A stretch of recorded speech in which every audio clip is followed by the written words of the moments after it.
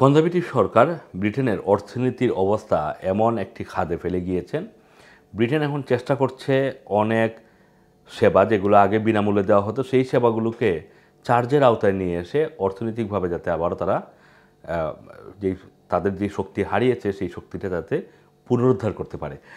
তেমনই একটি সার্ভিসের কথা এখন বলা হচ্ছে, যেমন টিভি লাইসেন্স আপনারা জানেন সাধারণত স্ট্রিমিংয়ের জন্য, বিশেষ করে নেটফ্লিক্স, আমাজন প্রাইম যারা দেখেন, ইউটিউব যারা দেখেন, এইসব জিনিসের জন্য কিন্তু বা নাও বা এই ধরনের স্ট্রিমিং সার্ভিস যারা দেখেন, সেই সব কাজের জন্য যদি আপনি টিভি ব্যবহার করে থাকেন বা ডিভাইস ব্যবহার করে থাকেন তাহলে টিভি লাইসেন্সের যেই আওতায় সেটা আপনি পড়বেন না এবং বছরে 174 পাউন্ড টিভি লাইসেন্স হিসেবে দেওয়ার যেই খরচ সেটা থেকে আপনি বেঁচে যাবেন। কিন্তু এখন টিভি লাইসেন্সের জন্য যে 174 পাউন্ড যেটা এইসব সার্ভিস ব্যবহার করলে মানে ফ্রি হতো, সেখানে এখন চার্জ করার পরিকল্পনা করছে ব্রিটিশ সরকার।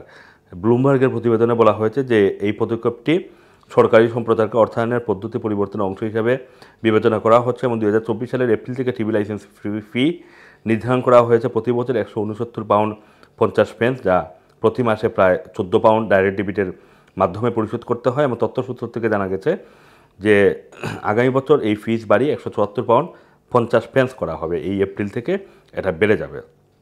স্ট্রিমিং সার্ভিসের একজন ব্যবহারকারী লিখেছেন যে তিনি কেন তার Netflix, Disney plus, prime video বা নাওয়ের জন্য সাবস্ক্রিপশন ফি দিবেন, তারপর এমন একটি বিবিসি লাইসেন্স, টিভি লাইসেন্সের জন্য অর্থ দিবেন, সেটা তিনি ব্যবহার করেন না। এটা একেবারে একটি পাগলামি সিদ্ধান্ত।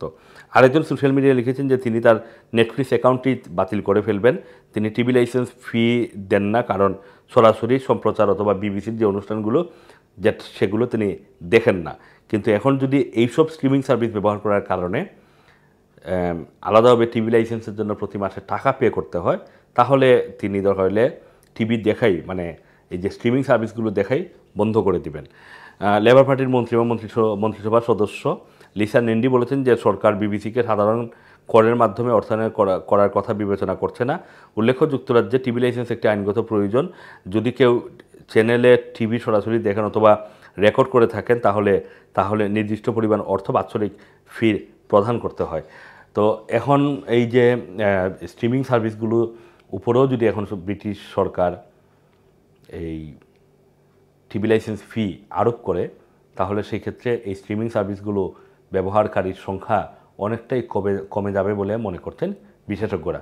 Assam Masum, Rana TV, London.